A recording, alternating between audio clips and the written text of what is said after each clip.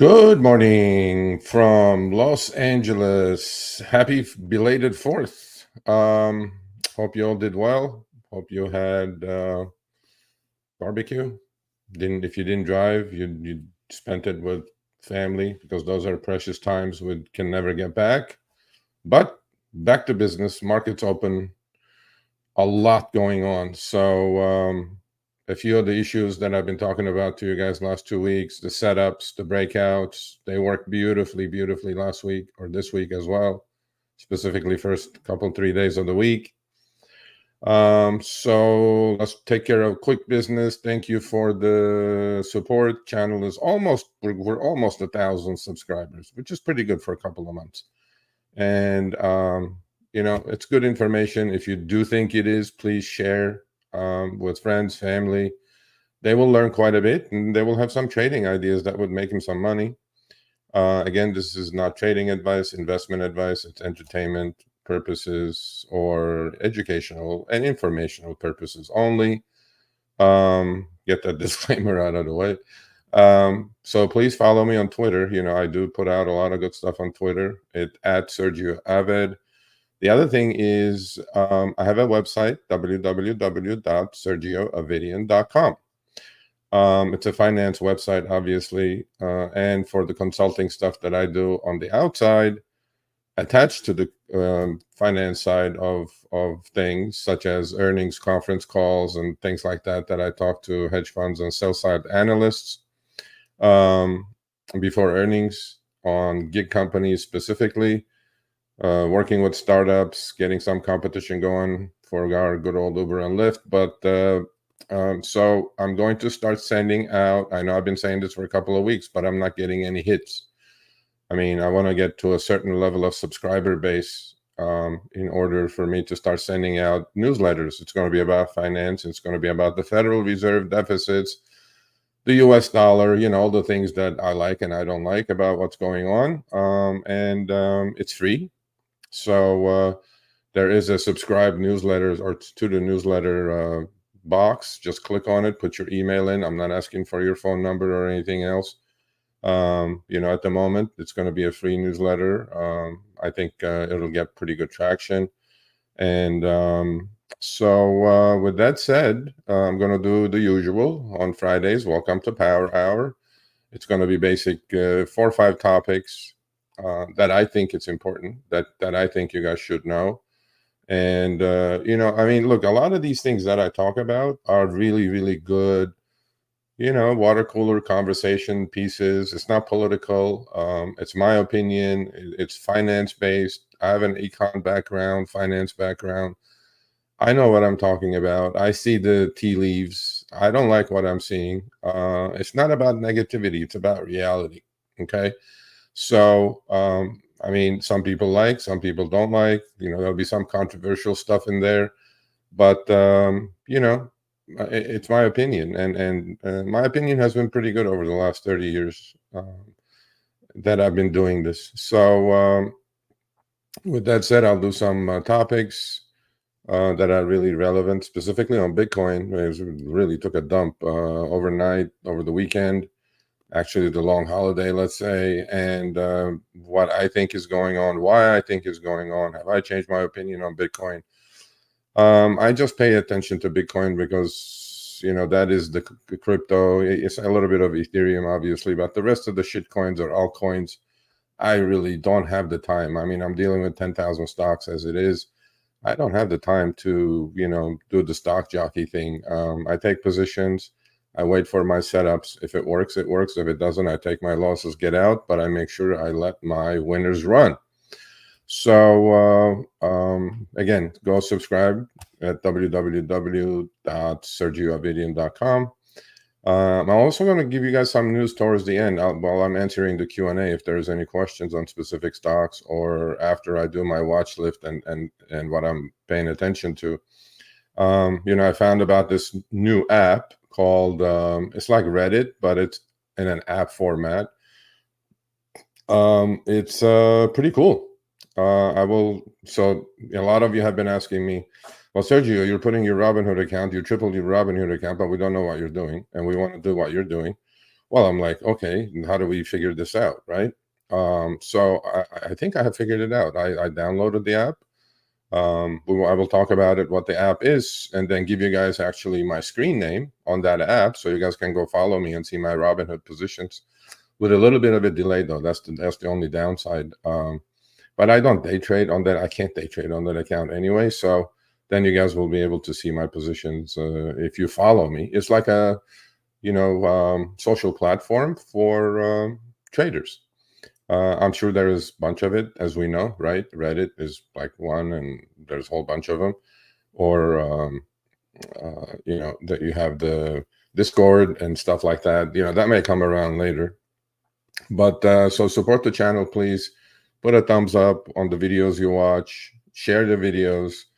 I think it's good information. So with all that said, I had talked about this a couple of weeks ago, actually, about the affordability of homes in this country and how a couple, let's say, out of college, educated, starting a family, how could they afford a house, right? I mean, I bought my house 24 years ago. I ate it in the 2008 crisis, but now since then it has doubled, right? Why is it doubled? I mean, not because it's worth more, honestly. It's the same damn house, right? It doubled because of inflation. It's doubled because, the US dollar, and as I've unendingly talked about, is garbage. It's toilet paper these days, right? So hard assets do well during inflation. It's like an inflation hedge. And as I said, inflation is a man-created by man, disease, and it's very difficult to get rid of it. So I came across this, and I think this makes pretty much kind of proves that what I've been talking about. So I get these clippings from Twitter, from other places. The reason I do it is because, well, number one, I'm agreeing with what they're saying. Number two, they have graphs, right? So pictures are worth 1,000 words. You don't really need to read a whole book to understand what's going on. But what you do is when you look at a picture, and when the picture is clear, I mean, what else is there to do, right? And it's simple, it's understandable, it's language that you guys can understand. I mean, look, I can talk to, the finance language, but then what's the point of that, right? We're all human. We all try to figure out what's going on as simply as we can. So that's what I'm trying to do with you guys, trying to help you guys. So the Kobesi letter is one that I really, really follow on Twitter. Again, like I said, I am on Twitter at Sergio Avid. I'm pretty sure my Twitter handle and my LinkedIn handle is in the show notes, or it should be on the YouTube channel at Sergio Avidian. If you're not a subscriber, please subscribe. Please turn on all notifications so I don't do these live streams for like 5 people or 10 people. I want to do these live streams for 30, 40, 50, 100 people at a time coming up. I want to see the growth on live streams because that's where you guys are going to get the news firsthand. Obviously, you'll figure out the content later. So according to that newsletter, there has never been a worse time to buy a home in the U.S. I completely agree. There are many reasons for that. Obviously, right? One of the reasons is prices. Prices have doubled, tripled. A shack in California where I live is $1 million now, literally a shack, like a 1,500 square foot house. Why is that house $800 a square foot? It's made out, by the way, in California, as you know, we're in an earthquake country. We don't use cinder blocks. We don't use concrete. We don't use any of that stuff that's used other parts of the country, but mostly other parts of the world, right?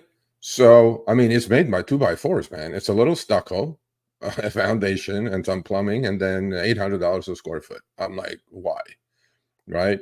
Like I said, my house has doubled since when I bought it 2002. It's nuts. It's crazy. Hey, Gary and Ryan, welcome. The annual income needed to buy a median value, by the way, is hitting right about $400,000 in the U.S. now. Median home price. Median. This median is like the average, the middle, the median.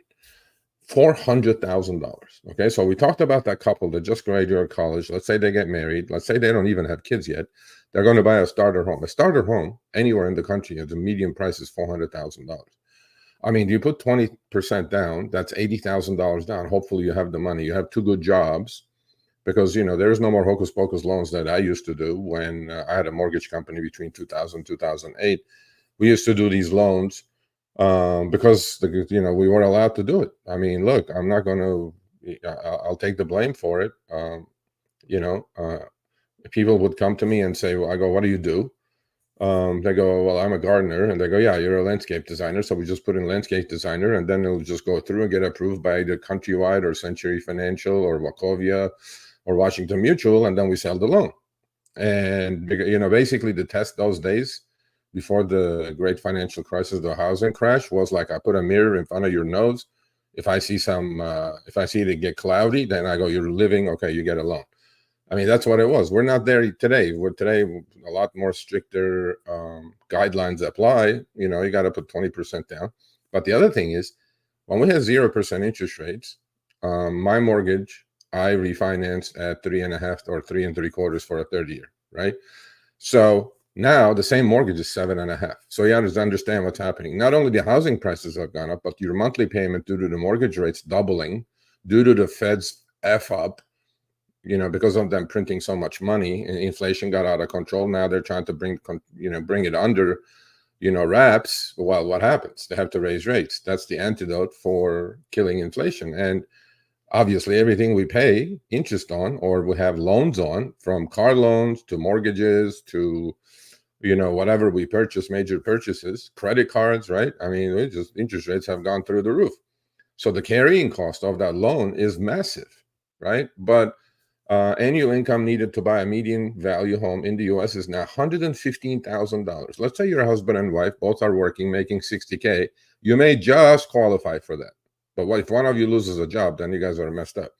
So by comparison, the median household income, the actual median household income in the country, okay, is $75,000.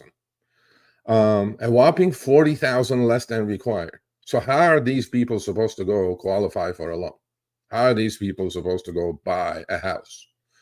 They're 40,000 under. They need 40,000 more income, right?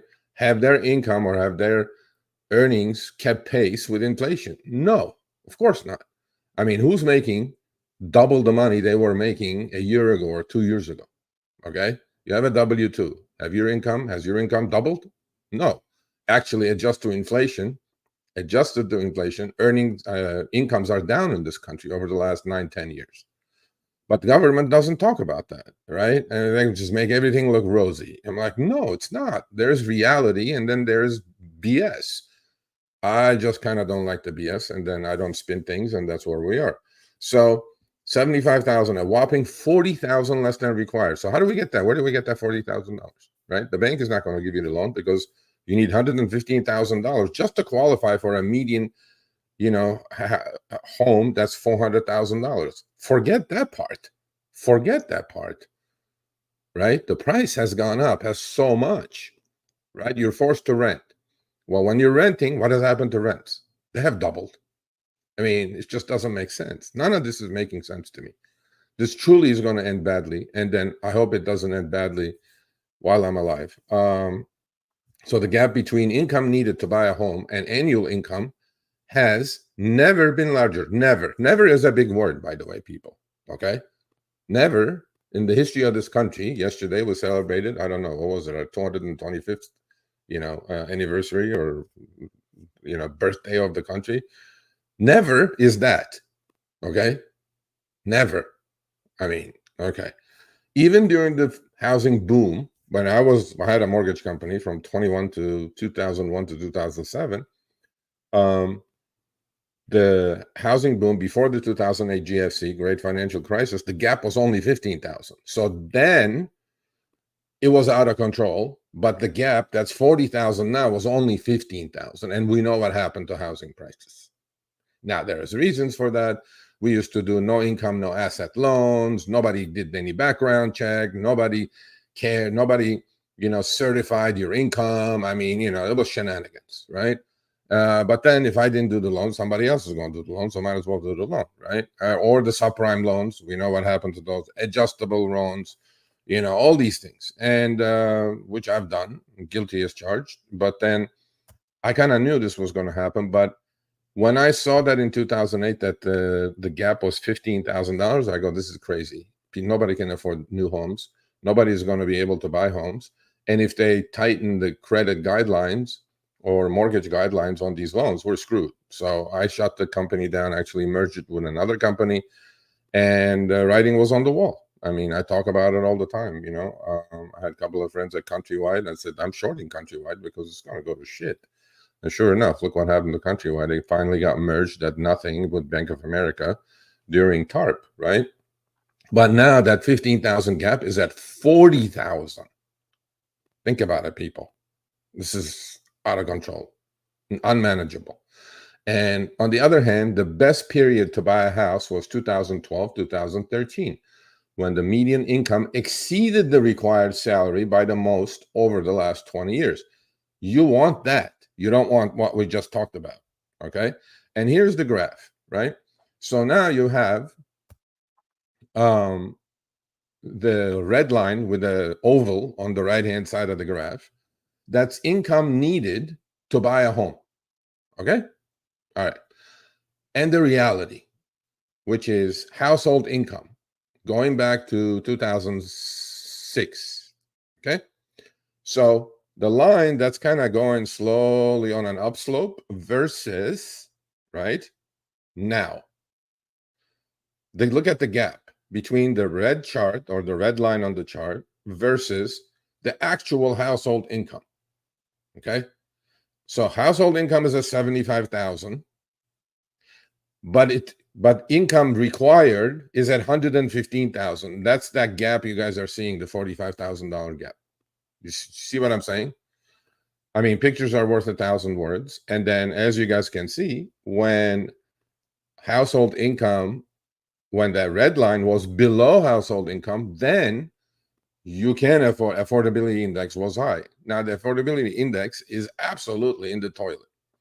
So I feel bad for people who are just starting life as a couple. I'm not worried about me, but I'm worried about my kids. And they're going to graduate college and then get married. And how are they going to afford anything? There's definitely nothing they can afford unless they, get into a Google with a $300,000, $400,000 engineering job. Very small percentage of the population is able to do that. So, Roy, I answer all questions at the end. If you can hang out, I will answer all the questions. So this is where we are. What's going to happen? Well, my crystal ball says, first of all, housing sales are collapsing because of, number one, because of unaffordability. The index is unaffordable. Nobody can buy houses. The other thing is there aren't too many houses for sale. Like my house has doubled. Well, I can sell, make my tons of equity, okay? But then the new house I'm going to buy has already gone up 100%, and now I have to pay much higher property tax because my property tax only goes up 3% a year and is adjusted every year by 3% from the purchase price of the house in California anyway. And then, has my income doubled, tripled? No. Can I afford a mortgage of $1 million+ at 7%, 8%? Absolutely no, because my income did not go up as much as it should have. Thank God to trading. That's saving my butt. But so that's where we are. So if you're looking for a house, you better make sure your T's are crossed and I's are dotted before you get into it. And think, by the way, home ownership is not what everybody thinks it is.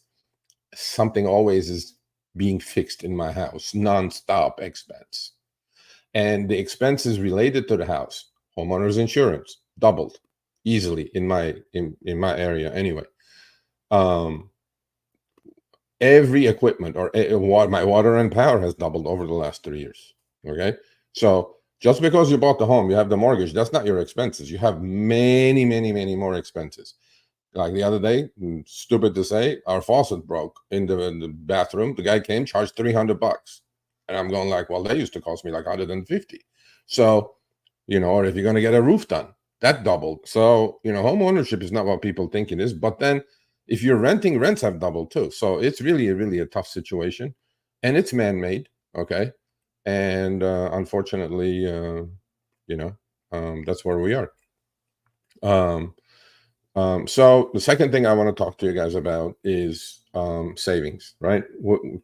As a country, our gross domestic product depends on consumer spending, right? If we don't spend money, because we don't have manufacturing, we used to be a manufacturing-based blue collar, white collar economy. We did stuff, we produced stuff and sold it around the world, and then we actually produced the best stuff. Well, we don't do that anymore. From cars to washing machines to refrigerators to all durable goods, as they call it, all major things, we don't manufacture anything. Everything gets manufactured and shipped back to this country because of cheap labor around the globe, and i.e. China, Japan, and all that stuff. Cars, right? I mean, everything. So we have a very bad habit as all of us. I tried to control it, but then I'm probably better than most. Is spending. I mean, don't buy shit you don't need. But we're impulse buying communities. We just, oh, I need that. Why? Well, you see it on social media. You go, oh yeah, I need that. I'm like, no, you don't. The other thing is, if you can't pay cash for it most of the time, don't buy it. That's my thing, been for the last 10, 12 years. But then if everybody was like me, the economy would collapse, right? Because what do? People get the plastic, charge it, I'll buy it, although I don't need it. Well, that's also come with obviously social media presence, that come with social media platforms, Amazons, Facebooks, bombarded with ads. You need this. I'm like, no, I don't need it. But then it becomes like this. It's not even peer pressure, honestly. I mean, I don't care if my neighbor bought a Bentley. I don't need a Bentley. I drive a Kia. Can I afford a Bentley? Probably. But I don't want it. My Kia is perfectly good. Takes me from point A to point B every 3 years. I lease it. I get a new one, get out of it. Before it starts breaking apart, I'll just get another one. And I write it off, right? So, but then most people do not live, they live beyond their means. Like that's like Shaquille O'Neal using my comforter. Well, his feet are always going to be out of the comforter. Don't do that, people. That's unnecessary. So the savings rate in this country is horrible, like horrendous. Okay. So this article obviously is going to hit on it. So during the pandemic, right, in 2020, so we were all at home. What did the government do? Government printed $7 trillion and sent it to everybody because economy will die because we're a spender economy. We need, all we do is buy shit. Need it or not, we have to, right? We buy stuff. And, our 70 plus 80, close to 80% of our GDP depends on consumer spending in this country, unlike some other places that you have manufacturing, right? 80%. So what happens if consumer is tight and doesn't spend money? Economy goes in a recession. And that's what I think is going to happen. But then this is very important that you guys understand this. So in 2020, I had talked about this. Go check the old power lines. I had showed you guys some graphs where saving rates went during the pandemic. So we weren't going out. We weren't able to buy. There was supply chain problems. Whatever you bought wasn't getting delivered anyway. So people were not spending money. But then the government was sending everybody checks, right? From unemployment, obviously, work from home. And government was just sending people checks just for them to live and survive. Okay. Well, what that did is that blew the savings rate through the roof in this country, which was great. And most people, by the way, took that money and paid their credit card loans off, paid some of their mortgages off. They did good things with it. Well, it's 3 years later. All the habits are hard to break. We had in this country, at the height of the pandemic, 2.1 trillion with a T of excess savings because of the government printing money and sending it to folks and depositing it in their bank accounts. Unemployment got extended. Even freelancers were getting money from the federal government. All was good, right? So in 3 years, old habits now being broken did what? Put all that $2.1 trillion in savings, excess savings, by the way, on top. By the way, The rule of thumb is a 30-year-old couple has less than $2,000 in savings in their bank account. Think about it, right? We talk about rainy day fund, we talk about investing, we talk about all these things. What is $2,000 going to do? What is it, right? But so as a result of our spending habits and not being able to get out of our spending habits, cumulative excess savings are now negative 170 billion. So that means what? Are they going to tighten the belts to consumer, not spend? GDP depends 80% on consumer spending. They don't spend, what happens to the economy? It starts shrinking. GDP starts shrinking. I talked about debt last week. Go watch it. That's going this way. Every 100 days, it's going up 100. It's going up $1 trillion every 100 days. $1 trillion. That's going up this way. If consumer spending starts going this way, we're in deep shit. Watch out. So at the same time, serious delinquencies of 90 plus days for credit card debt spiked to 10.7, the highest in the last 12 years. So you guys can see the stress in the consumer, right? Because we didn't take that money and keep it, invest it, do other things with it. We just spent it. We bought TVs, we bought new iPhones, we bought all the stuff that they bombard us with, right? And some people did well. Some people, upgraded their homes. They added some value to it. I get that. But the spending is ridiculous in this country on shit that we don't need. So at the same time, serious delinquencies of 90 plus days for credit card debt spiked to 10.7, the highest in 12 years. I'm like, okay. So what is happening now? People are not able to service the debt that they collected. People didn't keep the 2.1 trillion excess savings in their bank accounts. I mean, look, right now it's 5% for a CD. Don't you think you wish you would have kept that 2.1 trillion, right? And get yourself 5%, make your money work for you, even if you're not going to invest. And we know what has happened since the pandemic to the stock market, up like 60%, 70%. So here are the charts, right? Americans saved and spent their pandemic windfalls. I just talked about it. There's the chart up top with the blue line. You guys see right at 2021, first of all, the savings rate, the line is zero, right? It starts at zero. Because of the government sending us money, the zero is the median, and then excess or below excess, right? That's the excess line. So cumulative excess savings are in blue, okay? And look what happened in 2021. It was up to $2.1 trillion. Preferably in an economy or in a population, we want that blue line to be above the zero line as much as we can, right? Well, what do we do with that money? We spent it. It only took us like 2 years, 2.5, 3 years. And now we're going negative. Do you guys see that? Minus $169 billion. Yeah. And on the second chart on the bottom, the black line is auto loans, right?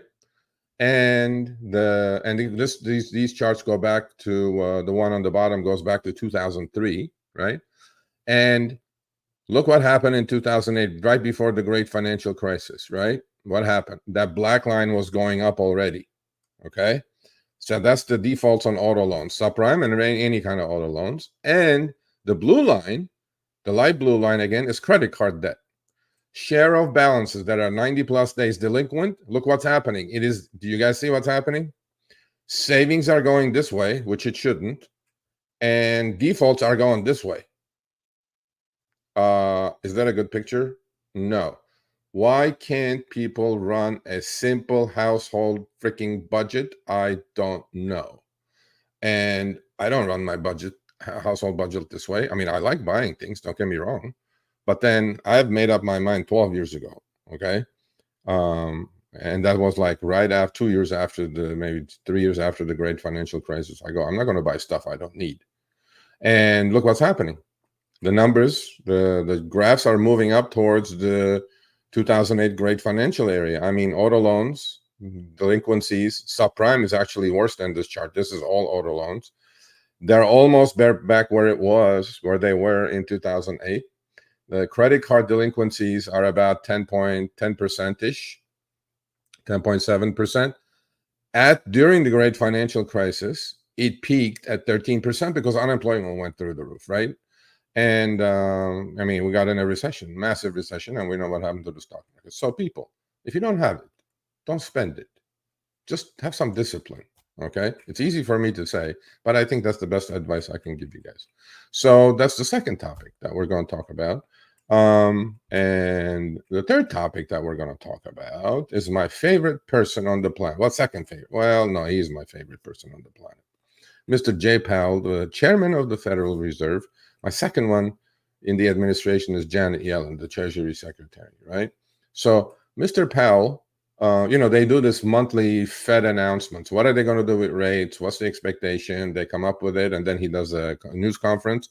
In fact, he was in Europe with the ECB, his counterpart, Christine Lagarde. She's the ECB, European Economic ECB, European Central Bank, is the equal of the Federal Reserve in the U.S. So Christine Lagarde is the chairwoman of the ECB. So they had a meeting of the heads, okay? And so out of that came this, which I said, I don't know, for 2 months. I think I had the channel for 2 months. This is what he said. And the one on the right-hand side, people, is the decision of all the Fed governors, because on Wednesday they decided not to touch interest rates, okay? They decided not to lower, although they had said we may lower interest rates because unemployment's going up, credit card defaults are going up, economy may be kind of slowing down faster. We may not be able to soft land this thing. Mr. Powell, soft landing doesn't work. It's just a word. It's in your fantasy. It's just not going to work. You guys have always, the Federal Reserve. I like Mr. Powell. It has nothing to do with Mr. Powell. All Federal Reserve chairmen are just the face of them. There's like 10 different governors that all get together in major areas, Atlanta, St. Louis, or wherever, and then they decide once a month what they should do with interest rates, what they should do with money supply, what they're seeing. They go gather the economic data from Fred, and then they look at it and they make an announcement. Lower rates, higher rates, whatever. Okay. So after the last one just came out this Wednesday, before 4th of July, this is his summary from the last one. Inflation has eased substantially, but remains too high. I don't know how many of you are here, but no big deal. Do you guys agree inflation has eased substantially in your lives? Not in my life. Feds, not last 6 months, 8 months, as Feds keep saying inflation is going the right direction. I'm like, okay, I don't think so. Maybe these people don't go shopping. I don't know. Maybe they don't go to Costco, or they don't go buy meat, and they don't go buy food, and they don't go buy gas, and they don't pay insurance, and I don't know. I disagree.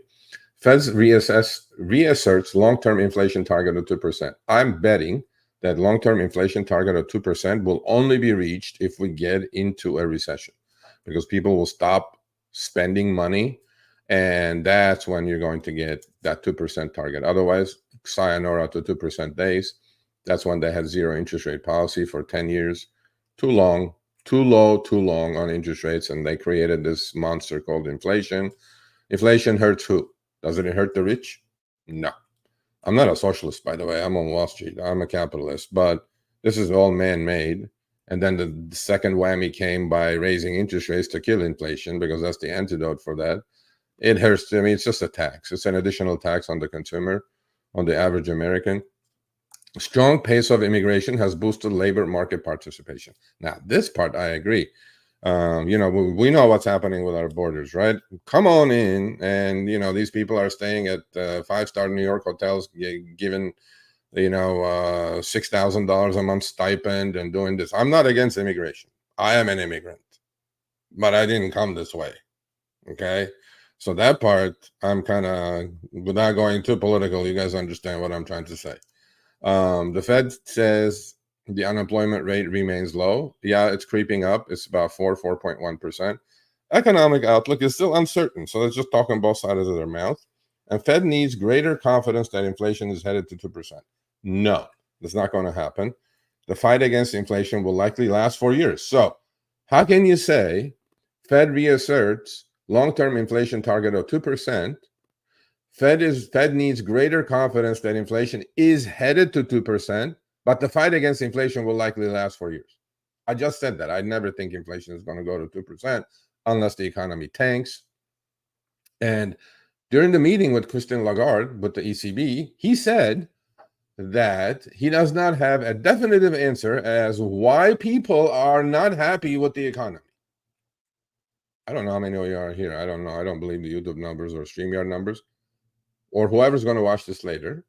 Are you guys agreeing with this comment? A definitive answer. He doesn't have a definitive answer as to why people are not happy with the economy.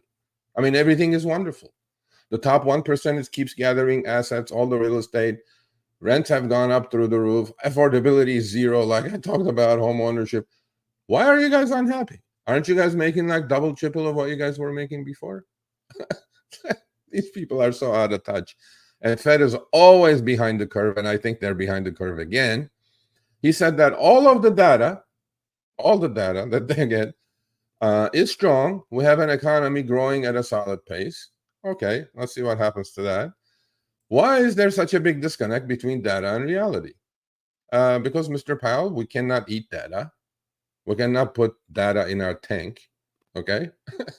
And we cannot send our kids to schools with data. We cannot fix our stuff, our cars or our homes with data. We're dealing with reality. We cannot, all these things that you guys come up with, data, inflation is good, all this stuff, hocus pocus. I'm not buying it. But again, Fed is supposed to be non-biased, and they're appointed by the president. Now, if Trump wins, well, I hope you guys watched that debate, whatever that was.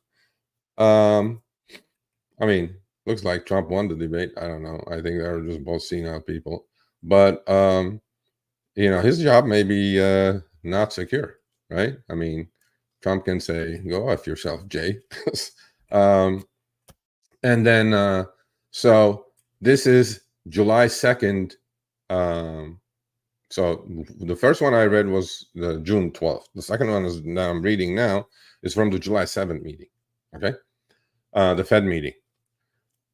So you guys want to see the difference here, right? So there's like 5 or 6 talking points that they put out, the Fed put out from 6/12 to July 12th. 2. The trend of disinflation appears to be resuming.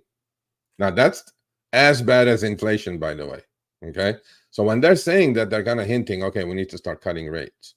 Because if the consumer goes into the tank because of what I just talked about, right? Savings rate, they don't spend money. What are we going to do? Our GDP is 80%. Maybe you guys start manufacturing stuff again. How about that? But of course not. Why would we do that?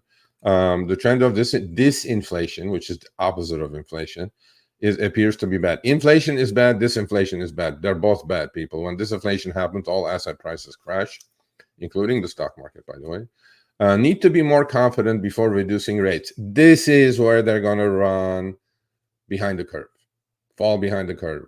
I think they should start lowering rates, but they're not seeing it because they're stuck in their head that they have to lower inflation to 2% before they do anything else. Fed doesn't see 2% inflation this year or next year. Didn't they just say on June, right, that they have to reassert 2%? Fed needs greater confidence that inflation is headed to 2%. So that was their target, right? But now they're going like, I think we're going to give up on that. I just said that. The inflation, even with our hocus pocus numbers, never is going to get to 2% a year. Or next year, see what I'm saying? They're just kind of hedging already. This is one area that I agree with the Federal Reserve governors. And I've been talking about it until I'm blue in the face, and I'm going to do. Even if I lose subs, I'm going to talk about this. Budget deficit is very large and unsustainable. Now, this I'm behind. Budget deficit adds to the national debt. I said this 1 billion times, I'm going to say 1 billion times more before I'm done with this channel. Is every 100 days, budget deficit, not budget deficit, the national debt is going up $1 trillion. Okay? This is from the CBO, not my numbers. Go check it out. It's public info. Number 2, we're at $35 trillion of debt. The servicing of that debt, because they raised the rates, is up to $1 trillion a year now. just the IOU interest we're paying to all the people who are buying these bonds and IOUs. Because we have the budget deficit, the Fed follows fiscal policy from Washington, idiots, and then the Fed follows with monetary policy. Okay, so if the tax receipts are $1, and if we're spending $2, well, we have a budget deficit of $1. That $1 has to get financed somehow, otherwise government will not be able to function. Well, how's that $1 getting financed? By issuing bonds, by printing more money. And here we go again, right? So this is what we do. We don't live beyond, within our means, just like I talked to in a couple of segments ago. If I'm living beyond, if I'm not stretched out, if I'm living under a comforter that fits my feet, that I'm like, my feet are not always outside, why can't the government do that? If I'm doing it, why can't you guys do that in Washington and the Federal Reserve? But Federal Reserve's hands are tied. The idiots in Washington create the fiscal policy. They have not seen a dollar they don't like to spend. They just like spending. We don't have it, people. Stop spending stuff we don't have. Stop mortgaging my kids' future. Stop. Just stop. It's enough. 35 trillion is enough. Well, that's never going to get paid anyway. But what's happening now is that our debt servicing on that 35 trillion is $1 trillion a year. Can we not take that trillion and do some good? Of course we can. But no, we rather pay interest, right? 4% unemployment that exists. It was 3.5. It's gone to 4, but now they're like hedging day. 4% unemployment is still very low. It's on its way up. Moving too fast creates risk of inflation returning.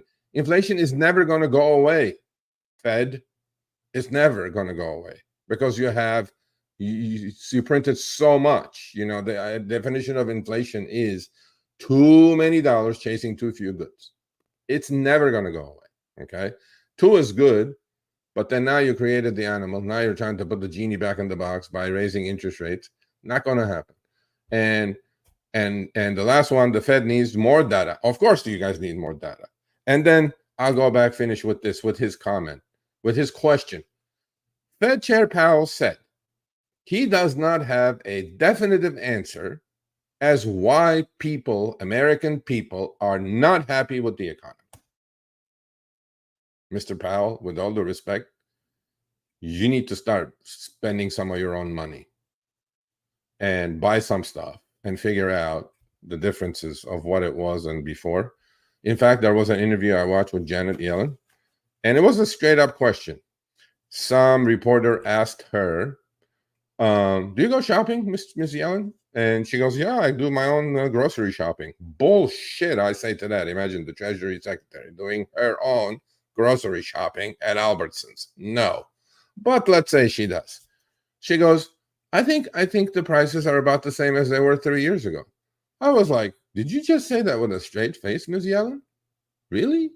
Because if you were going to the supermarket to buy some stuff to eat, I don't think you would be able to say that with a straight face. So that's my rant on Fed and all this other garbage that they're doing.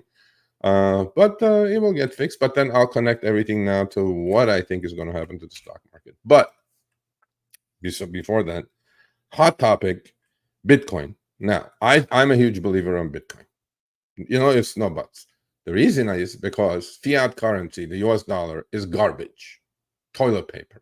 We are a much bigger version of Greece. The only saving grace we have two. One, we can add unlimited zeros to our ledger, or print money as they call it. Number two, US dollar is the reserve currency of the world. Although it's losing, the BRICS, the Japanese, they're kind of figuring out, what? I mean, this is a game they're playing. We're eating this game. Every year, whatever assets we're holding in dollar-denominated assets are losing value 5 to 7%. I think we had enough. I talked about it in the past, how they're selling our treasuries as well, reducing their treasury holdings. So Bitcoin, on the other hand, is finite. There's about 21 million of these things out there.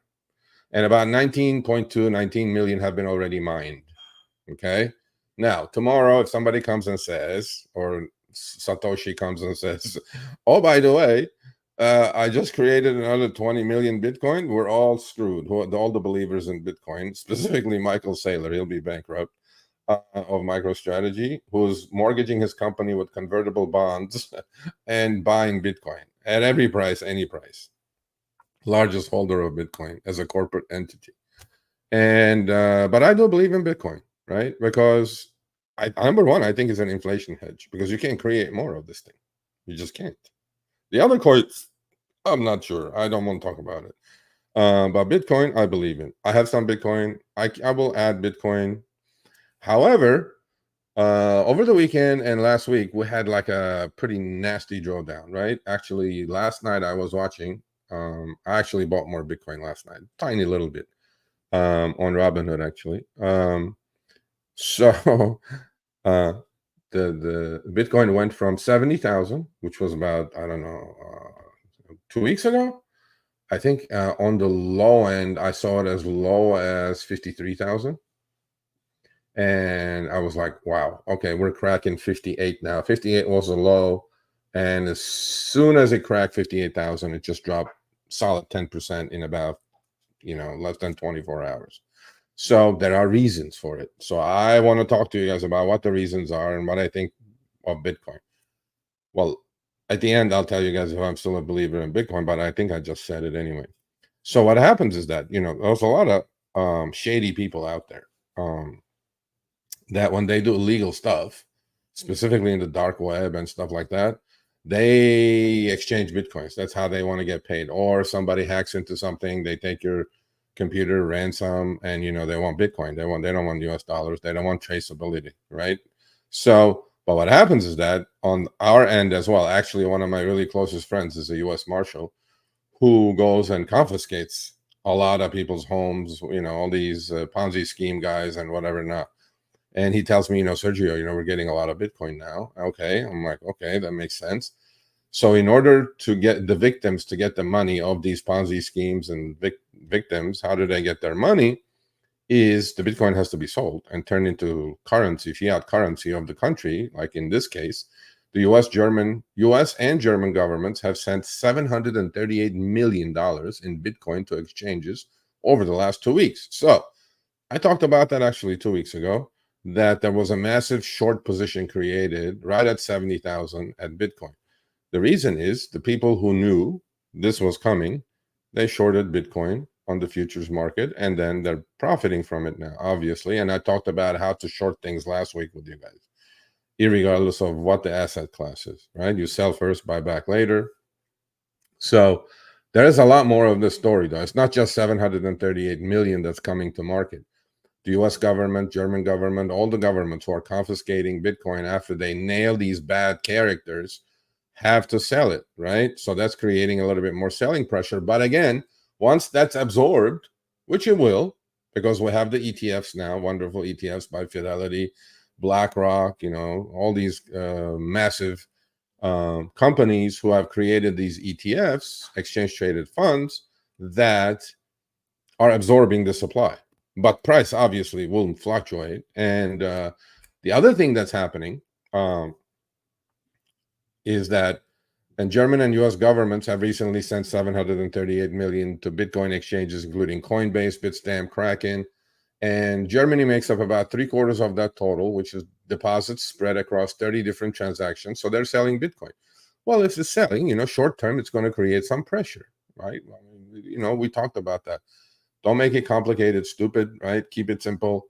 How does that work? More supply, less demand, and the buyers are going to be more, discriminatory. I mean, they see the $700 million worth of Bitcoin coming to be sold. What are they going to do? They're going to, I'm going to pay you 70,000. No, you're going to discount the price, take it down to 55, absorb all that, and then price will go back to where it's supposed to go, find its balance. But at the moment, it's out of balance. There's more sellers than buyers, basically.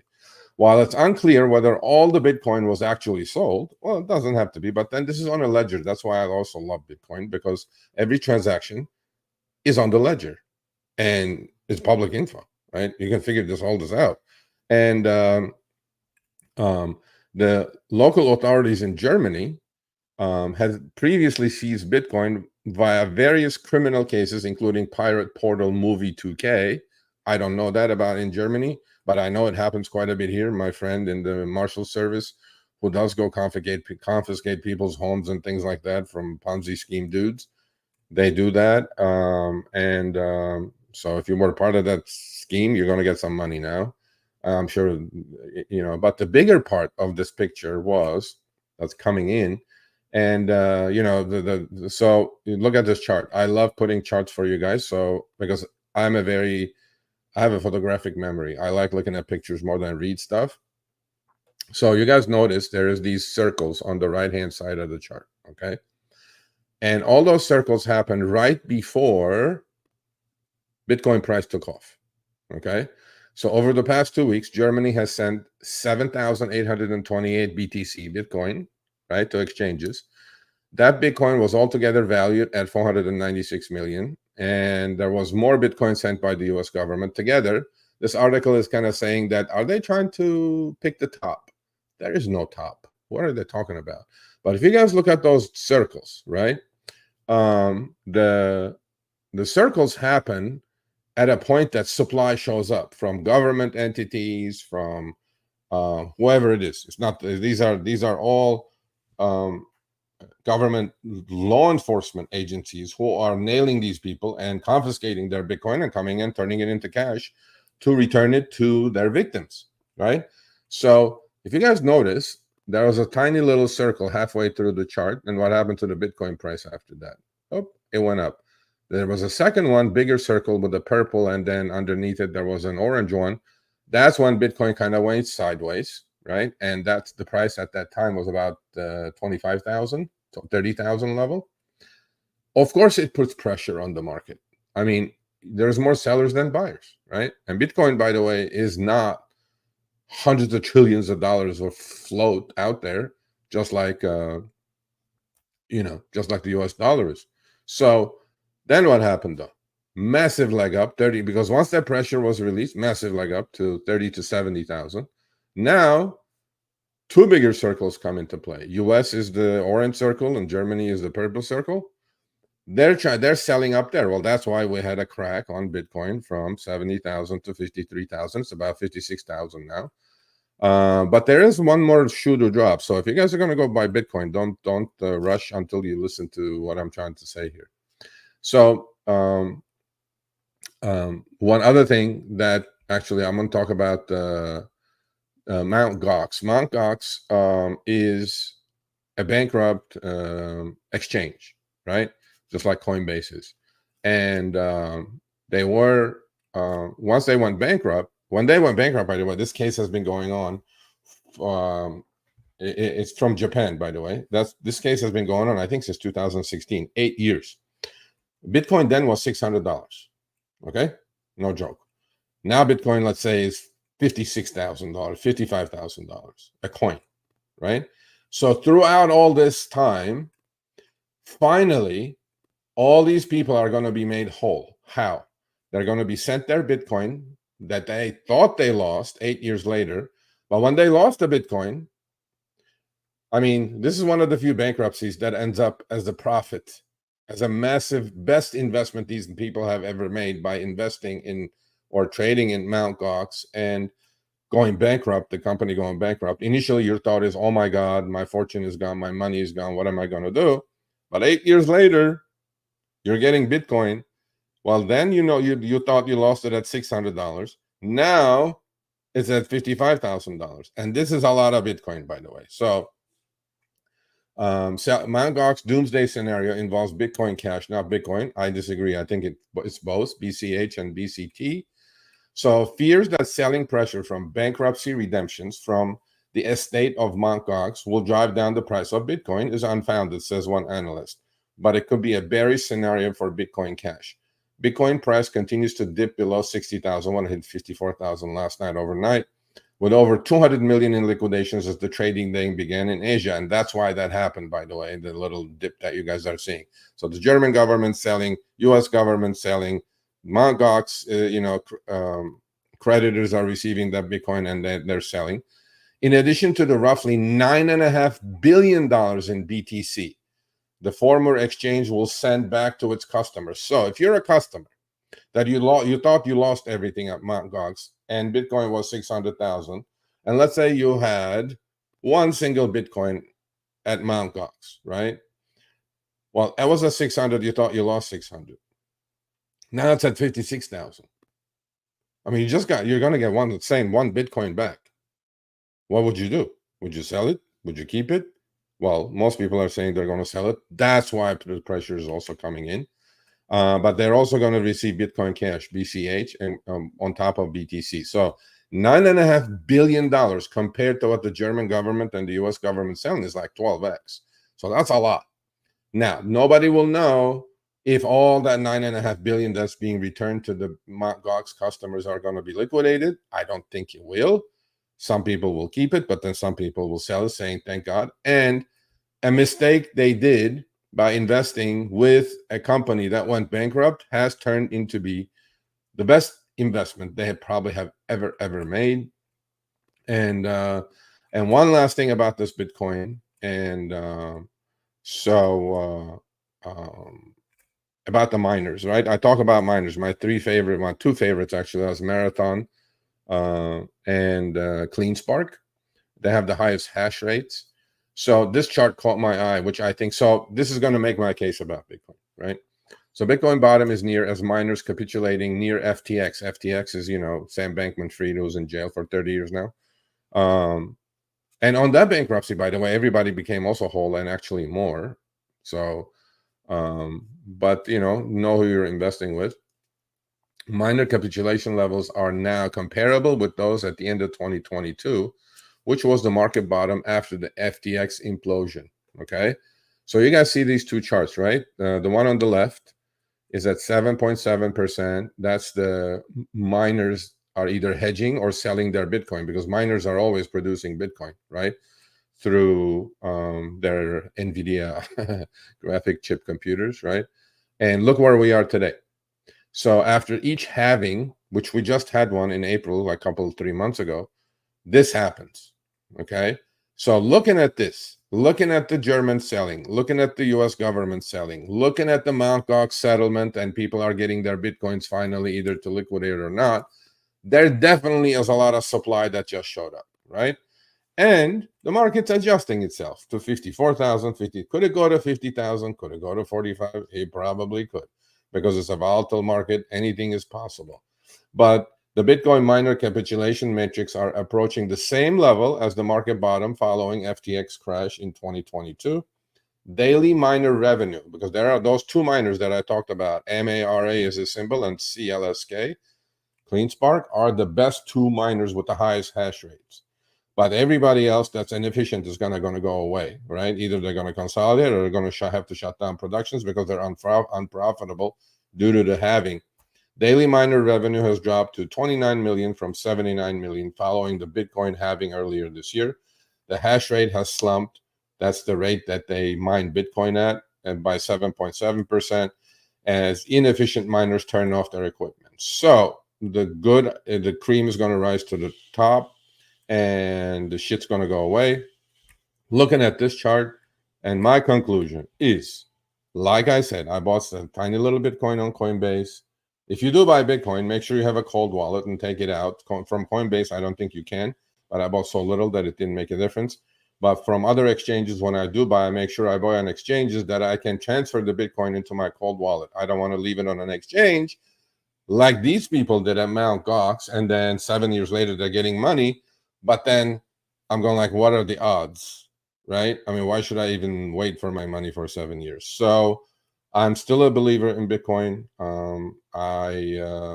I think these little sell-offs for all these fundamental reasons are going to come and go. So my bottom line is everybody should own about 10% of their wealth in Bitcoin, because the US dollar is trash. So that's that. One other thing is, I'll talk about the markets. Actually, I'm going a little long today. I'll talk about the subject. So this is, when I talk about the market, but this will preempt about, me talking about the markets and stocks and things like that. So there are new products that are being launched by BlackRock, by many other companies. Okay. These assets or these new products that are being launched are called buffer products. Okay, you guys should pay attention to this. You really should, and then talk to your families. If you're thinking of dollar cost averaging, like with DCA, right? S&P 500 has done well all this period, right? Well, actually, let's just look at this. S&P 500 now is up 33% from its October 2023 low. Think about this, people. We're not talking years. October 2023, less than a year ago, it's up 33%, above 5,500. Since October 2023, the index has now added 11 trillion of market cap. Okay, that's more than the value of China's entire stock market. Think about this, people. Just the increase, not the whole thing, right? It also 4 times the GDP of France and 5 times the GDP of Canada. S&P 500 has more than tripled its average annual return, which is about 10 and 10.5%, including in reinvesting dividends, in just 8 months. Now, a lot of people are saying this is a tulip, this is going to die, massive correction is coming. Trend is up. Okay, I told you guys the first time I did the live stream, trend is your friend until proven otherwise. You follow the trend. I mean, picking bottoms on a market that's up 33% is going to take you to the poorhouse continuously. But then BlackRock and these other companies are coming out with these new products. They're called buffer or risk managed ETFs. So let's say you have the SPY, you have risk in the SPY, meaning if the SPY cracks and goes down 20%, you just lost 20%, right? But if your dollar cost average over long periods of time, you should be fine. However, these geniuses came out with this product, okay? BlackRock has launched a buffer exchange traded fund that seeks to offer, listen to this now. Do you guys think the timing of this is a little odd? Do you think BlackRock knows something? I mean, BlackRock owns the country, by the way. Do you think BlackRock knows something we don't know? Most likely. BlackRock has launched a buffer exchange traded fund that seeks to offer 100% downside hedge risk. Think about this. They're offering you 100% downside hedge to the S&P 500. I'm going like, well, that's wonderful, right? I have no risk. I'll just invest in this and have no risk. But then I read the small print, and the timing of it kind of caught my eye, right? I mean, why was this product not coming out like a year ago before the market went up 33%? So I think this is a very timely product, and I may actually put some of my retirement money into this. So 100% downside hedge, 100%. You can't lose. Too good to be true, right? In our world, when we say you can't lose, you know you're in trouble. No guarantees. The so-called buffer or risk-managed ETFs help maximize returns from an asset for investors and simultaneously provide downside protection over a specific period. That's the caveat. Okay? That specific period, those 2 words. I was like, okay, now I got to read the small print some more, which I did for you guys, which you guys will understand. And okay, so that's my Robinhood thingamajiggy. So okay, there was another screenshot on this. But so the fund, you guys can Google this. What the fund does, people, is it caps your upside at 10.6%, which is the average return of the S&P 500 going back 150 years. Get it? But if you bought the S&P 500 today, okay, expecting for the next 12 months, S&P 500 performing at 10.6% plus up this way, right? But something happens, another pandemic happens, whatever happens, S&P 500 tanks 30%. Without this product, you would be losing 30%. Fact. But with this product, you can participate on the upside by a limit of 10.6%. Now, it could be 20%. You guys are going to say, well, who's going to make the next 10%? Well, I'm pretty sure that's why BlackRock is giving you a 10.6% upside cap, which has been the average in history. And with certain derivative strategies, they are guaranteeing your principal. So let's do this math. Let's put in $1, okay, in the S&P 500 today. By the end of the year, if the S&P 500 is up 10%, you will have $1.10. All yours. If it's up 20%, they'll keep the rest. You'll still get your $1.10 though, which is a good return, 10.6%, right? But what if the S&P 500 cracks? What if we go in a recession, S&P 500 tanks 30%? Then what do we have? Then that dollar you invest today is only 70 cents. Well, with this, for a period of 12 months, only 12 months, people, that's the specific period when it comes into play, you have guaranteed 100% no loss for 12 months. After that, whatever happens, happens. Another 12 months time frame kicks in. I think this is a valid product, especially if you're investing these days after the market has gone up 33% in 8 months. I think the timing of this is a little bit of, funky to me, but then, hey, it is what it is. So this is my little Robinhood account. I started with 1,000. Last week I was at 2840, which is pretty good. I'm 180%. And as of 9 a.m. this morning, I was at 2808. But I can assure you guys, saying that I had 2 open positions that are doing well already. I'm pretty sure I'm above 3, but then I'll put that up next week. So with small money, you guys can make money. And, I mean, am I going to be rich with this account? No. Do I have a major trading account? Of course I do. And then I'll share that with you guys next month and where that has done. But I have put that up. It's in the news. You go check it out. It's in the content. That account was up 205% from the start of the year, actually. And that account, I start with 50K every year. And so with all that said, I think we're done. I'm done blabbering. Let's add my screen to the stage and let's go through the markets. Let's look at some questions. Okay, not too many of you here. You guys need to get this power hour out there. Okay, I'm here. You can start. Okay. Only way to income double this, you get to second job, 100% correct. So what is the expected result of the population that is only capable to rent? Yes. And the rents, we know what has happened. There's no rent control. Or real estate prices will drop. But I think what needs to happen, Roy, is that if you're here, if not, you can come back and listen to it. So I answer your question, is that affordability index is going to come down. How does that come down? First of all, by interest rates going back to 3%, 4% on mortgages. That's one way, okay? But then that may create inflation again, and then housing prices will not come down.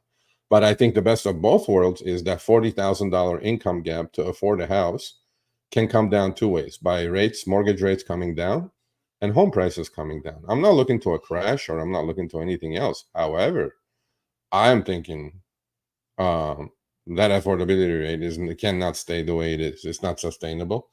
Amazon is part of that reason as well. 1 or 2 days should be. Absolutely. Myself too. Buy garbage I don't need. National, that will never go away. I 100% agree. It will just keep going up. Yeah. It's going up, Gary, by $1 trillion every 100 days. I stick with the top 2 crypto. Yeah, Robinhood is fine, or Coinbase is fine. There's a couple of them, and yeah. So those are the questions. I don't know what's going on through the live stream today. Usually we have like 20-30 people, but then maybe you guys are still on 4th of July mood. All right, let's take a look at the stocks. Can you talk a little bit about Chipotle? Absolutely, sure. Chipotle, actually, Cava has become my favorite place to eat and my favorite stock. I think it's going to take over Chipotle. I'll talk about that as well. If you have any other stock suggestions, questions, please put it in the chat. I'll answer it. So what's happening? What is happening is that the market keeps chugging along, right? Just doesn't go down. It keeps grinding higher and higher and higher. And I'm like, okay, well, at some point it'll go down maybe. Will it? I don't know. Not too smart. So here's the triple Qs. I usually go through all these. Here's the triple Qs at a brand new high today at 496.05. Okay. Triple Qs is the NASDAQ 100, where all the Magnificent Seven resides. I mean, trend is your friend. Uptrend is intact. Short-term uptrend. Here's the uptrend I'm highlighting. Medium-term uptrend. Long-term uptrend. Above is 200-day. I have my support and resistance lines drawn. above its 50-day EMA, above its 20-day EMA. Is there anything to question? Now, I had talked to you guys about this. You guys need to pay attention to. So the market had made a high at 486 about 17th of June. Okay, this is right here. I'm circling it, right? Then it had a little, maybe like 2% correction. Okay, and then, you know, RSI went, and people had asked me the question, from like 80 to 83 down to about 60. Now the market's making a new high, and RSI is nowhere near, relative strength index is nowhere near the old high, which was at 81, 82, right? Now it's only struggling to get back to 76. This, in my world, is called a bearish divergence.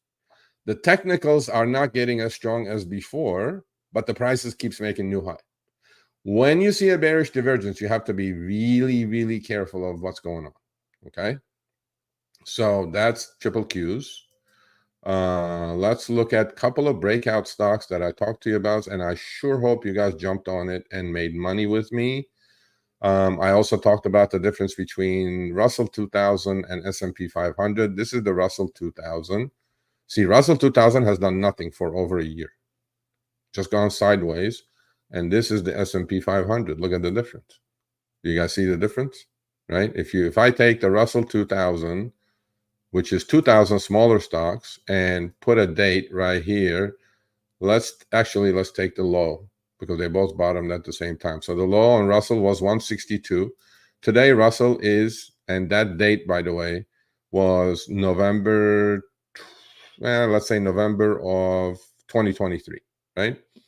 So since then, we know S&P 500 is up, what, 33%, right? And the Russell 2000 was 160, let's say. Now it's at 200. How much is that up? Nothing, literally, like 40 points, which is, I don't know, like 18%. So S&P 500 is running laps around smaller stocks because it's the 500 largest companies. You can also see the chart, right? I mean, how ridiculously uptrending this is. And this is the low, that same low, that Russell 2000 bottom. And Russell 2000 is going sideways while S&P 500 is outperforming. Well, at some point, this is going to end. What's going to happen is that once they start cutting rates, Russell 2000 is going to do very, very well. These two charts, that if you guys listen to me last 2 power hours, I've been talking about this. So don't say, Serge, you didn't say so. I was talking about Tesla for the last 2 power hours. Please go back and check it out. I said stock is going sideways. There is not much to do. I'm very closely watching it. And what did Tesla do? I love these patterns, these setups. I'm circling it. Stock goes sideways, collecting energy, consolidating before its next move up. There was not that much catalyst really on Tesla. It's mostly technicals. And I said to you guys, I am buying the September 250 calls. It's in the previous 2 power hours. The September 250 calls, while the stock was at 185, 190, it broke out. It absolutely melted up. Stock is 250. Those calls I bought for $5 are $28 now. So enjoy it. I actually took profits today. About on any pullback now to 230, let's say. Tesla is a buy. Another one that I had talked about is AMD. AMD and Tesla look almost identical, don't it? I love these setups. Here's a cup and here's a handle. Here's resistance on AMD. And the short-term resistance was about 165, and on the downside, support was at 155. So low risk trade, kind of, right? Today, AMD is moving. If it breaks out, which I think it will, it's going back to 200, 220. So on this one, I'm going to trade the September $200 call options. And it's going to be a really quick move because the stock is going sideways for a long time. And so those are the setups that I look at. Those are the setups I love. And here's Apple making new highs, 225. But now, again, bearish divergence is taking place on Apple as well. It made its old high at 220 pull back. Now stock is at 225, new high. However, right? What about it? RSI is not making anywhere near new high. You guys got to watch that. And everybody's favorite, NVIDIA. NVIDIA is just kind of gathering steam. It's just going sideways. Still on an uptrend. Still above the 20-day EMA. All my support and resistance line are drawn right here. So this I can get rid of. Here's the support on NVIDIA, about 118. If that breaks, next support is about 107. Here's the uptrend. I mean, there's nothing to say. The stock just, but again, go watch Power Hour in my watch list, the last 15, 20 minutes that I talk about stock at 140, corrected to about 115. It had put a key reversal day. Since then, it's kind of going sideways while the market's making new highs, right? You guys got to pay attention to it. And look what happened to the RSI. Even if the stock now goes up and retests and makes a new high, the RSI is not going to do it. And there is bearish divergence, happening. There's a lot of bearish divergence happening on these stocks, okay? So you guys be really careful, be really nimble if you're trading these big names. And Goldman Sachs is another chart that I started adding. Do you guys see this? These are the types of patterns I like. A big up move, consolidation, next leg up will be to the upside. JP Morgan, same thing happened with that. Let me see. I have a couple of new stocks. I mean, we don't want to talk about Microsoft and all that. Yeah, let's talk about the TLT. TLT is the 20-year T-note inverse index. And we were watching this channel. It broke out of the channel. Rates are kind of going lower to sideways now. Does that mean the Fed is going to cut rates? And I think that's when the market's going to top, by the way. Okay. Microsoft is doing well. Meta, I think, is making new highs. Yep, right there. After it had a collapse on the earnings, stock is making new highs. Look, man, people are still buying the Magnificent Seven. Amazon is making new highs. Apple is making new highs. Microsoft is making new highs. Google is making new highs. I mean, look at it. I mean, trend is your friend. What do you guys want me to say? There's nothing to say. Although on the triple Qs, I am dying to buy some puts. I'm refraining myself so far, but I will. Even if I eat it a little bit initially, I will. This bearish divergence is very rarely that happens. And then when I see these, I pay really close attention to bearish divergences. On every single one of these stocks, there is also bearish divergence on top of the triple Qs. Let's go back to a couple of other charts that I'm kind of watching. Everybody else, GameStop, dead.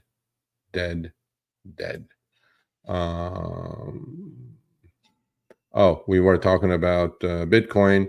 This is the Bitcoin surrogate micro strategy. I'll show you guys that in a minute and then answer final questions and be gone for today. Here's MicroStrategy. Here's the daily chart. I mean, this thing moves with, I told you about this. This is Michael Saylor, right?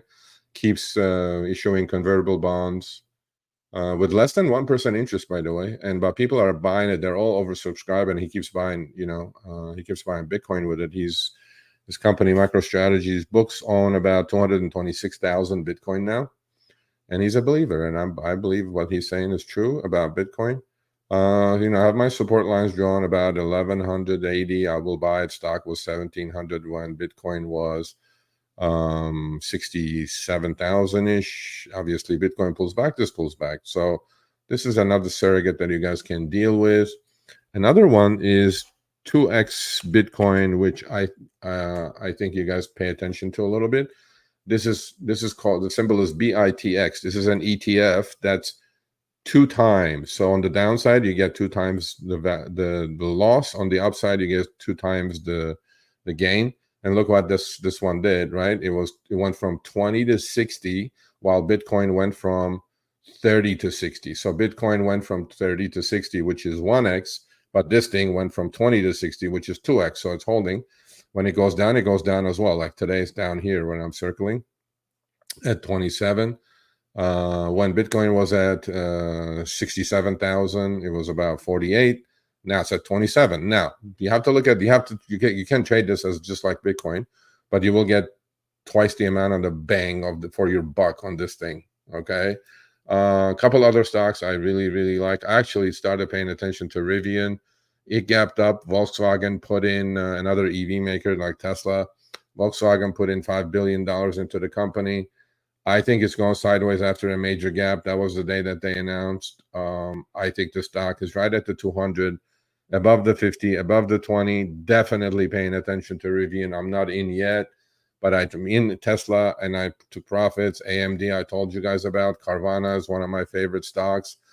We've been talking about it. If you guys go watch the Power Hours, I bought the stock at 100, hit 140 on the way down, actually at 132. I sold it. I'm telling you these things before they happen, people. So either you're going to join the party or not. Baba, I got stopped out. I really still like Alibaba for some reason. Fundamentally, I do, not technically. Technically, it looks horrible. But fundamentally, they're buying 5 billion shares of stock every single quarter. Super microcomputer, another one that's going sideways. See all these patterns, people. These are the patterns I like. The longer they go sideways, the more violent is going to be the move up or down. You just wait, right? Don't be a stock jockey. Don't be an idiot, right? Just wait for your turn. Another stock I'm watching is First Solar. Had a massive move. We talked about it 4 weeks ago, actually, when it was breaking at 200. It went from 200 to 310. Fake breakout of the flag. You guys should know what I'm talking about now. Collapsing now. Uptrend is about 208 at 210. Stock is 222 at 210. I'll give it a crack on the upside. Pretty decent room on the upside. Yeah, I mean, look, I put these on our community page, by the way. I put the stocks on our community page. You guys can go see the list there. For you all to see and trade. Yeah, that's where we are. If you have questions, I'm going to go back and answer it. What else I wanted to say? Not much. So that's it. That's where we are. Let's see if you guys have any questions. Can you talk about Chipotle? Sorry, man. Let me go take a look at it. Chipotle. I like Chipotle. Chipotle has done amazing. I mean, talk about an uptrend, for God's sakes. It had a split, right? 50-1 split. Here's Chipotle. I mean, hello. I mean, come on now. Yeah, I think it had 50-1 split. This is Chipotle. Last November, it was 38. It went up to 70. Well, let's take Chipotle back. I mean, this is a clear uptrend, right? You're within the uptrend. So let's not be fools. Any fool that shorted this got taken to the cleaners. Of course, every stock after it splits, by the way, has a little bit of a shakeup. Not concerned yet, although I don't like it that it's under its 50-day moving average. It's maybe showing a little bit of weakness compared to the market. That's 1 year of Chipotle. This is 2 year of Chipotle. See, these are the patterns I like. I'm circling right in the middle, okay? Just like Tesla did, just like AMD is doing now. Consolidation phase, and then when they break out, the next leg happens. You don't need to be in and out while it's consolidating. You need to be in this uptrend, though. When a stock goes from 36 to 68, you have 30 points to deal with. If you can't make money in those 30 points, it's your problem, not mine. This is 3-year Chipotle, right? This is 5-year Chipotle. I mean, look, man, from the first day it came. This is for people who buy and hold. I'm not the 5-year holder. But I didn't need to be in Chipotle here while I was doing this sideways thing. But when it breaks out of bases, long-term bases, that's why it sometimes makes a lot of sense to look at longer-term pictures. But here's my new favorite called Kava. They're expanding like wildflowers. I love their food. I actually like it a lot more than Chipotle. In fact, first time I ate a Kava was somewhere in here, maybe like November of last year with me and my wife. I love this. I'm going to go buy the stock. And I bought the stock. I still own it. Stock was about 35. Stock is 95. It's a new issue. It came public at about 45, went all the way down to 30, and then on its way, right? I mean, 35 to 95. If this is not an uptrend you cannot make money with, you can make money with, or you cannot. I don't know what to say. I'm all in for stocks like this that are in their secular growth phases. Fundamentals are great. Earnings are great. Technicals are great. Don't go just looking at garbage. Just these are the things you guys need to find, like the AMD trade, like the Tesla trade. I mean, these are the things that guys have to pay attention to. No need to be hummingbirds and jump from stock to stock to stock. Let's look at yeah, but yeah. Okay. So, share note can you talk about Chipotle? I just did. Is it yeah, I mean, long term is fine. Stock is fine, but Kava is my favorite. But Chipotle, on pullbacks, you gotta get in if you want to hold it. Real estate, if I can buy, I should buy. I wouldn't buy any real estate right now. I mean, but although there are some good deals, depending what kind of real estate. Homes, I wouldn't buy. I think we're going to have a drawdown of homes, and it's already happening in Texas. It's happening in Arizona already. I would wait on home if you're like for your own primary residence, but there are really good deals out there. Although I don't know how commercial insurance interest rate. I mean, commercial real estate is going to turn out. A lot of major companies are buying commercial real estate on pennies on the dollar now. Triplex, definitely. Okay, now that you clarified it, yeah, you live in one, rent the rest. Absolutely. CMG had a hit because of social. Yeah, I know, but honestly, I don't like their food, Gary. I think it's, I think it's been going downhill. If you go eat a kava, if you have one in your neighborhood, compare it. I mean, kava any day over Chipotle, and the same price, bigger portions, different flavors, more Middle Eastern flavors. Not everybody may like that, but you can see the growth in the stock, right? So with that said, I'm gonna end it. If you guys have any other questions, shoot it. What about Air Canada? It was stable for a long time. I don't like airlines, bro. Airlines is a tough business to make money with. Let's take a look at Air Canada. Is that even public? I'm pretty sure it is. Air Canada, Air China. Is it? What's the symbol? I don't even know. I don't pay. I haven't paid attention to um, uh, airline stocks because since they went bankrupt like 4 times. If you know the symbol, shoot me the symbol. I'll take a look at the chart. How about I can look at some other equals? Okay, AMR, American Airlines, nothing. No, okay, not AMR. Delta Airlines, downtrending, 54 down to 46 already. Yeah, decent. I mean, these are trading stocks. It has seasonal. Southwest Airlines. I think it's SWE or I don't know. I don't pay attention to airline stocks and a lot of other areas. Alaska Airlines is ALK.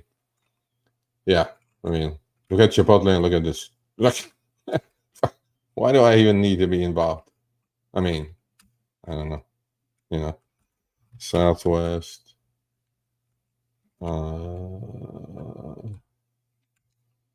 Let's see.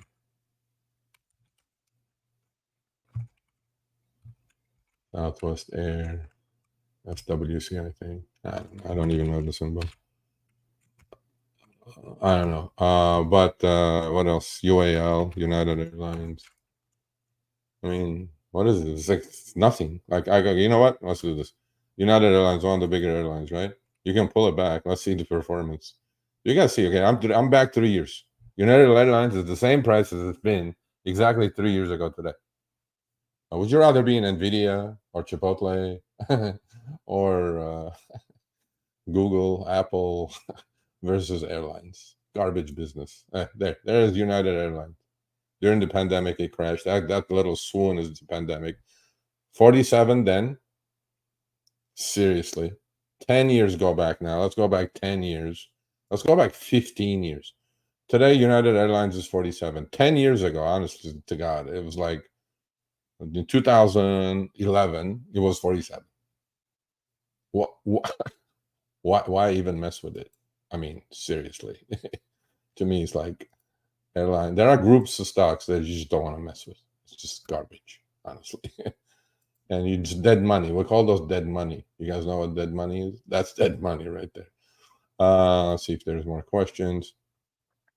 AC. Okay, let's look at AC Air Canada.